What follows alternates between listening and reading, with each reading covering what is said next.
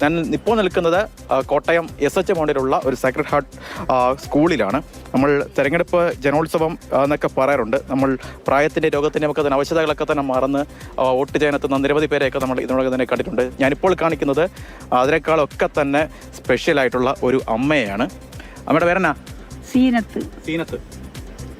ദൃശ്യങ്ങൾ കാണാമെന്ന് തോന്നുന്നു. അതിന് തൊട്ടപ്പുറത്ത് തന്നെ ഓക്സിജൻ സിലിണ്ടറുണ്ട്.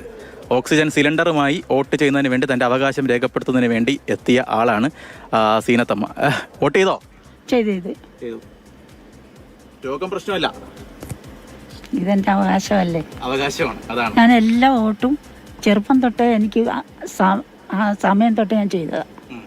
അപ്പോൾ ഇത് കോട്ടയത്ത് വന്നു കഴിഞ്ഞപ്പം എൻ്റെ വീട് ആലപ്പുഴ.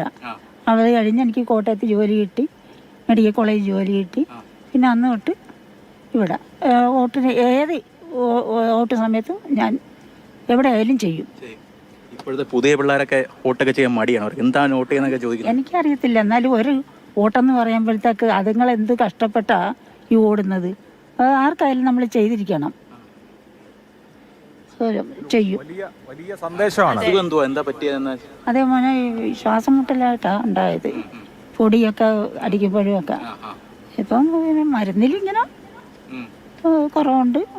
ഞാൻ അവിടുത്തെ സ്റ്റാഫ് ആയതുകൊണ്ട് എല്ലാവരും എന്നെ നല്ലപോലെ കെയർ തരുന്നുണ്ട്. നേരത്തെ എൻ്റെ അടുത്ത് സംസാരിച്ച സമയത്ത് സഖാവ് ജയിക്കുമെന്നൊക്കെ പറയും. സഖാവ് ജയിക്കുമോ?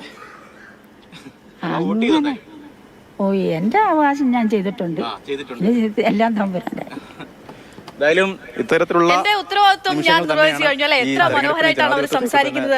എന്റെ അവകാശമല്ലേ എന്ന് ഓക്സിജൻ സിലിണ്ടറുമായി പോളിംഗ് ബൂത്തിലെത്തി ഒരു ഉമ്മ പറയുന്ന സമയത്ത് എങ്ങനെയാണ് തീർത്തും പൂർണ്ണ ആരോഗ്യവാനായിരിക്കുന്ന ഒരാൾക്ക് വോട്ട് ചെയ്യാതെ ഈ ജനാധിപത്യ പ്രക്രിയയിൽ നിന്ന് മാറി നിൽക്കാനാവുക എന്നുള്ളത്? തീർച്ചയായിട്ടും നല്ല കാഴ്ച. നന്ദി ഷിനോജ്. ഇതുപോലെ ഓക്സിജൻ സിലിണ്ടറുമായി പോളിംഗ് ബൂത്തിലേക്ക് എത്തി ഞാൻ എന്റെ അവകാശം നിറവേറ്റുമെന്ന് പറയുന്ന അനേകം സീനത്തുമാരുള്ള നാടാണ് കേരളം. അതുകൊണ്ടാണ് നമ്മുടെ ജനാധിപത്യ കേരളം ഇങ്ങനെ പുഷ്കലമായിരിക്കുന്നത്. അതുകൊണ്ട് വോട്ട് ചെയ്യാൻ ആരെങ്കിലും ബാക്കിയുണ്ടെങ്കിൽ ഇനിയും നിങ്ങളുടെ പോളിംഗ് ബൂത്തുകളിലേക്ക് പോകൂ. 62.71 ഏറ്റവും കൂടുതൽ. നാളെ ഒരു ഭരണം വരുമ്പോ ഈ ഭരണത്തിൽ എന്തെങ്കിലും പ്രശ്നമുണ്ട് എന്ന് പറഞ്ഞ് നമ്മളൊക്കെ വിമർശനം ഉന്നയിക്കുന്ന ആളുകളാണ്. അതിനെതിരെ സംസാരിക്കും. ഇവിടെ നേരത്തെ സീനത്ത് ഉമ്മ സംസാരിച്ചെന്താ, ഞാൻ എന്റെ ഉത്തരവാദിത്വം ചെയ്തു, വോട്ട് ചെയ്യുകയാണ് എന്റെ ഉത്തരവാദിത്വം. അടുത്ത ജയിക്കോ ജയിക്കാതിരിക്കോ ആര് വരികയോ ഉള്ളത് അത് അടുത്ത കാര്യമാണ്. അപ്പോൾ നമ്മുടെ ഉത്തരവാദിത്വം വോട്ട് ചെയ്യണം.